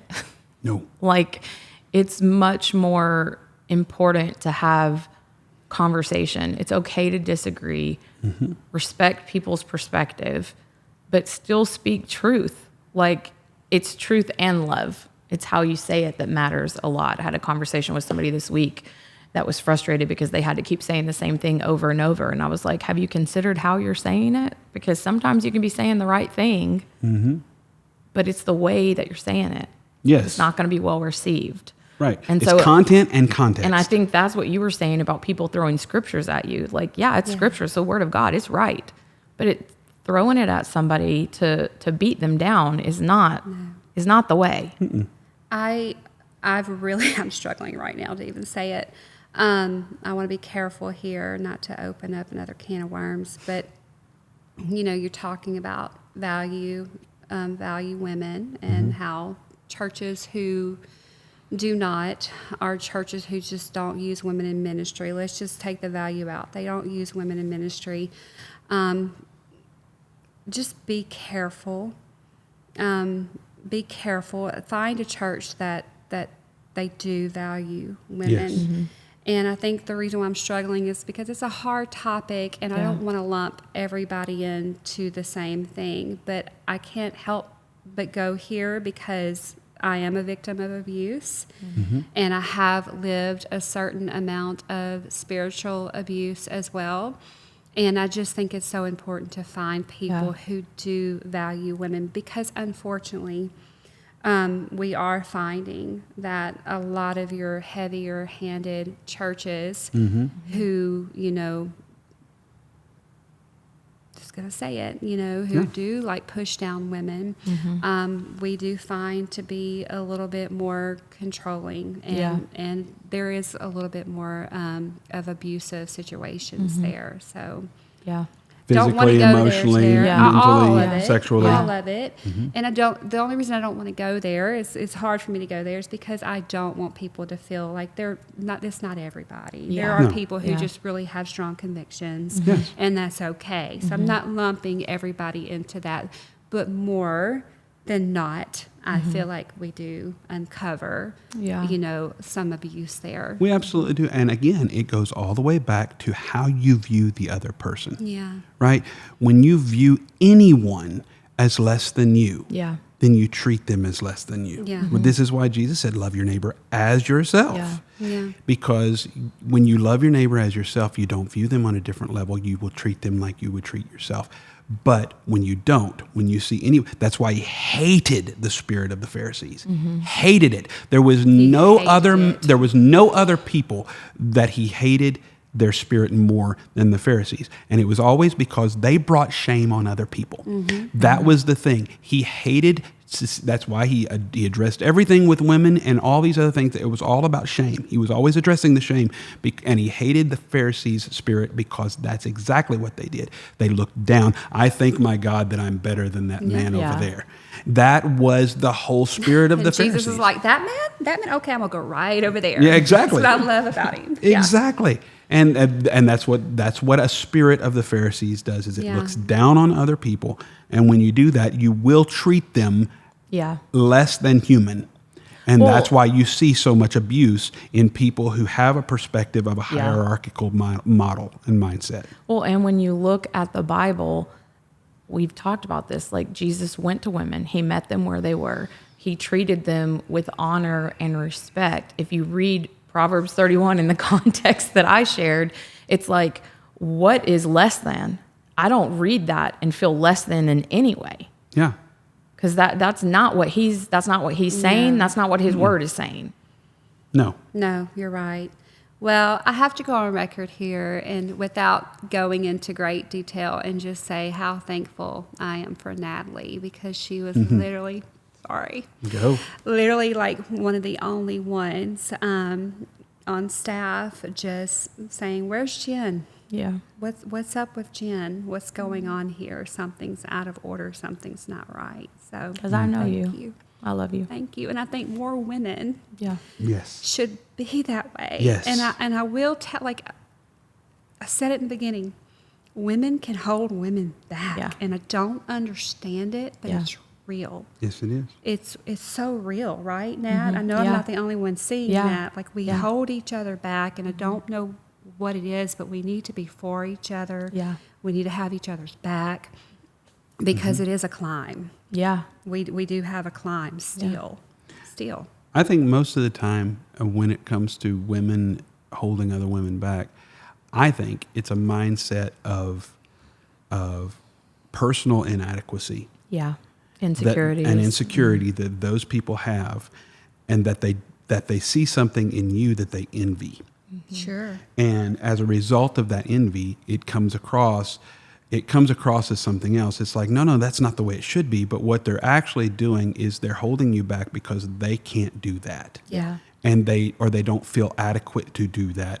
So rather than you getting out there and being championed for that, they're going to hold you back to sit with them. I've done that before. I'm guilty, and I will never forget. I forget who it was, and I don't know it entirely, but this is what I took from it. This lady was speaking on jealousy and how jealousy can actually be a good thing. And I remember it was years ago when I heard it, because I dealt with jealousy. I would see a strong woman in leadership, and just instantly it would intimidate me, because what it did, it highlighted my shortcomings, because I absolutely felt called, and I was just scared, pressed down, whatever. And when she was talking about jealousy and how you can turn that and use it for good, it just opened my eyes. And so from that moment on, when I would see someone that, was doing something that I aspired to do, or you know what I did? Instead of letting that person intimidate me, nope, I literally would go sit at their feet. I would befriend them. I would just, whatever you need, I want to learn from you. Yeah. I want to learn from you. Yeah. Mentor me. Yes. Teach me. Yes. Let me get close to you. Let me help you on your climb, with the hopes that you're going to pull me up with you. And I feel like if more women would just view it that way, because we've all felt that way. We've all felt that, even guys. I know you feel that way too. Oh, 100%. If we would just all shift our perspective a little bit, we're going to have times when we're jealous. Let's just use that for good. This is what the enemy meant for evil. God intended for good. Yeah. That is, and that's so good. And you're talking about women feeling that way, men feeling that way toward other men, but men feeling that way toward women as well. Yeah. And usually it highlights my own insecurity. Yeah. Always. No, I think always. Because I think the world has, I could go off on a whole other episode on this, but the world has programmed us to focus on our flaws and failures. It's like the oldest trick that the devil has. Because when we realize who we are and what we're capable of, that's when he's in trouble. That's exactly. And so, which is why you're a strengths-based coach. Exactly.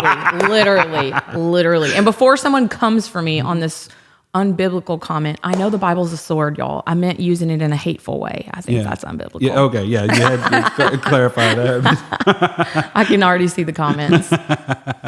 By the way, that was God. It's God's job to pierce the heart, nobody else's.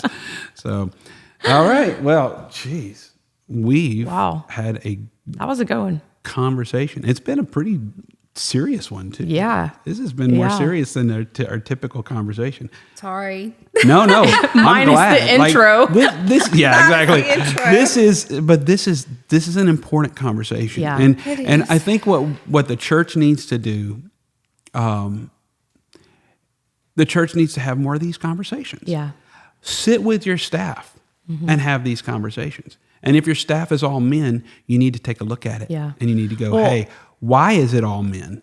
Do we have a problem here? Is it something that we need to address? And don't just go hire one woman. Token woman. No, and that's the thing. And one thing I do want to say, because Jen mentioned this earlier about like giving credit where credit's due. I also want to say, because I did reference hearing from some pastors, there was a lot of really good conversations too. And thank you for having these conversations. Thank you for talking about this. We have this situation, like, can we get your thoughts on it? And so that's one of the things that's been really exciting to me, being a part of this, is really having people listen and give the feedback and then ask for help. Like, I got a couple clients. Yeah. And I had a couple people ask for help, and that really just affirmed, like, we should be doing this. We should be having these conversations. Yeah. This was meaningful. Yes. I love that. I do too. Well, thank you guys. And what is that? I'm saying guys in the completely non-gender specific way. But thank you. I'm such an idiot. Anyway, thank y'all. This has been a really good conversation. I feel like there's so much more that we could be said about this. You know what thought came to my mind? What? Oh, Lord. What? Just how of I'm just going to say it, a badass Heaven was. Yeah. Oh, Remember my that God. time she shaved her head? Yeah. Yep. and cut it really short. And literally the pastor you were working for, like, Yep. thought it was her cancer. And when he found out, it wasn't. Yep. He was just like, what did he say? Well, You tell it better, So- but I'm just, that So just like makes me literally laugh. it's Sunday morning, and she had this like buzz cut over the side and with the Since we've been blonde- too the blonde serious, right we're here. offering I up know. this story. I know. And it's Sunday morning, and the client that I was helping out on weekends at the time pulls me into the office, and he goes, "Hey, I just wanted to to talk to you about your wife." And I was like, "Cool," because she was going to help lead worship that morning. And this is right before service. Oh my God. And he goes, I just want to talk to you. The hair situation. That's her cancer, right? And I was like, well, no, it's not. She's not having chemo. This was before she'd gotten into the chemo thing. And he's like, wait, what? And I was like, no, she chose to cut her hair like that. And he goes, and you're okay with that?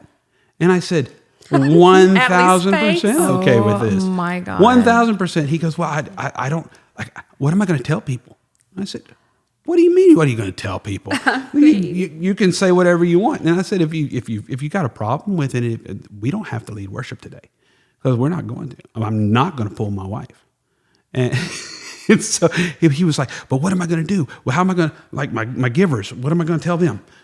Oh my God. I'm like, you tell them whatever you want to tell them, but it has nothing to Because do. of He short said, you're hair? really okay with this? Yeah. You're really okay with this? I said, I'm You 1,000% okay with it. Richie, I just want to thank you on behalf of heaven Yeah. for allowing her to have that hairstyle. Yeah. Thank Listen, you. she was sexy.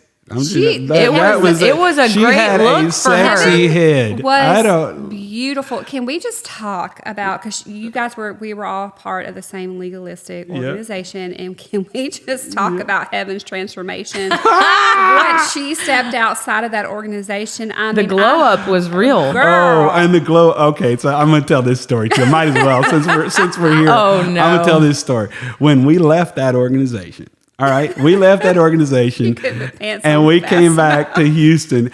On the way to Houston, I'm driving. Okay, because listen, I had been so mind. Oh, we know. Whatever. Yeah. There's words that I can't use, but I had been so brainwashed. That's the word I'll use.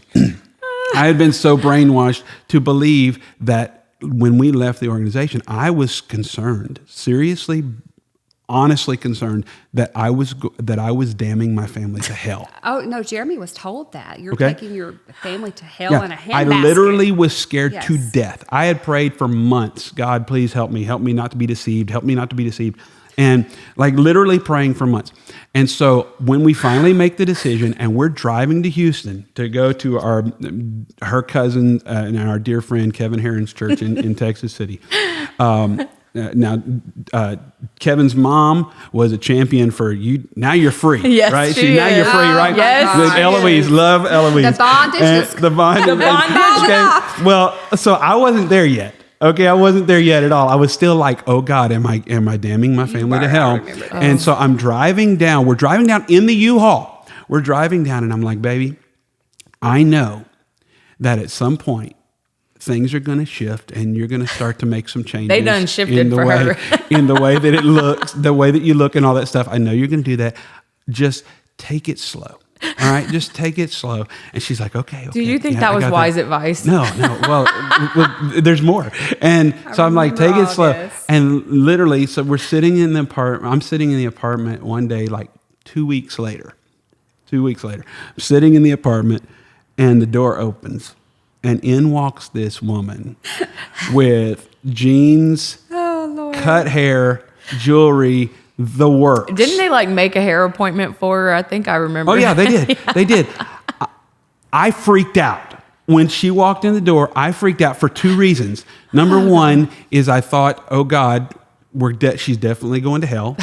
And secondly, why am I so attracted to this woman? I shouldn't be this attracted to my wife. Oh my God.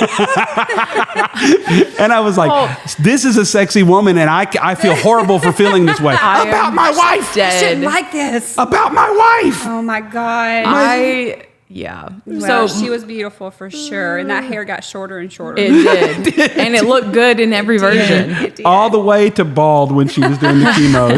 That was the most beautiful bald head you've ever seen. But I'm going to tell you, that woman was not a subservient, gonna do whatever you tell me to do, I will do woman. The fact that you told her to take it slow, you should have And known 2 weeks later- immediately no. Immediately no. I think that you need to do an episode, like, we all grew up in the same thing, yes, but I had a very much different experience growing up in this. Yeah, you did. I think you need to do an episode to unpack some of that, because I really want to hear more. I don't know about that. Oh my God. Listen, I'm telling you, I'm so grateful for my wife, and I'm grateful for you guys too. Just the perspective that y'all bring to my life, I value deeply. And this is why my wife loved you. It's why I love you. I am so grateful to have women who are not afraid to speak truth, who are not afraid to walk in their calling and to be who they were called and meant to be, even at the expense of the approval of some people. And I am so grateful to have those in my life, because they have literally shifted who I am. You have literally shifted who I am. Heaven shifted. Jackie shifted who I am completely. And I am so grateful for that. Like, I can't express the gratitude that I have for you guys. So thank you for that. And thank you for having this conversation. And I know there's so much more to say, but we're only in almost 2 hours. Oh my gosh. So I don't know. Have to break we this might one split up. it up. We Yeah. might not. It was really, this is a great conversation. Well, you're welcome. You're stuck with us. So. Yeah, Yep. forever. I am. All holidays moving forward. Oh, really? Oh, no. Okay. Open that one. Yeah. Oh, my Anyway, God. Being salty. She's not salty at all. All right. Have the conversations. Yes. This is the bottom line. Have the conversations. And if you see the flaws, or if you don't and somebody else does, be willing and man or woman enough, but most of the time in this case, man enough, to make the decisions, the hard decisions, and to see yourself for who you really are and shift, change. You can do it. Yeah. That's all. Have a good day. And call us if you need help. Exactly. I got some women here that will tell you truth to your face. So, all right. Bye. Bye. Hey guys, I want to take just a moment and tell you about a company that is doing something really, really unique in the space of marketing for churches. Zion Multimedia, owned by my friend Kyle Ewald, is making a massive shift to church marketing. They're really kind of reinventing the idea of marketing for churches. And I love it because it's a ministry first approach. I'm not a fan of icky marketing. I'm not a fan of the typical marketing that just says, hey, come join what we're doing, come see us for the Easter service or whatever. I'm not a big fan of just that kind of icky marketing. It's hard for me even to market a lot of my stuff because I just don't like that kind of marketing. And so what's so cool about this ministry first approach is it connects you deeply with the people that you are reaching out to almost immediately in the process. If you followed me at all in social media, which by the way is at the Richie Allen, if you don't follow me, so go there. But if you see, there's the icky marketing part. But if you've followed me at all, you know that I'm a big believer in deep discipleship. And I do believe that the modern day church, for the most part, has kind of missed the mark in that area in favor of just pushing for that weekend service. And what you have to have for deep discipleship, first, you have to have deep connection. And what's so cool about what Zion is doing is that they are connecting you on a deep, deep level early in the process, one-to-one with the people that you're reaching out to. And what this will do is when they do decide to come to church, they're already connected. It's all like they already feel like family before they ever walk in the door. They already feel like they know somebody before they ever walk in the door. And that is going to get them, not only if they come, they're going to stay. And Zion has done such a great job that they have proven this is working. And there's a much greater result when you do it this way, this ministry first approach.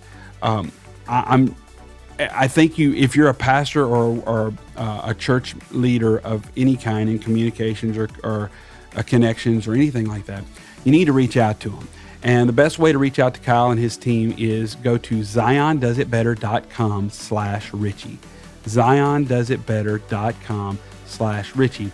And they can get you set up. What's also cool right now is that they do a whole lot of other stuff. They do video production, they do websites, they do all kinds of stuff that you guys would find useful. Right now, they're actually doing like 50% off on a website, which is just great.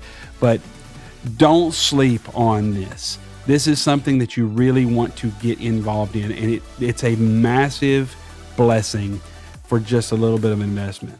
So go check it out, ziondoesitbetter.com/Richie. Thanks for watching Make Peace with War. If you liked this episode, I'd really appreciate it if you'd like it, share it, and hit the subscribe button. You can check out our website at makepeacewithwar.com, where you'll find out more about MPW, outtakes and resources from the show notes, links to my YouTube and IG channels, and more. Join us for upcoming episodes as we continue to learn how to become peaceful warriors. God bless.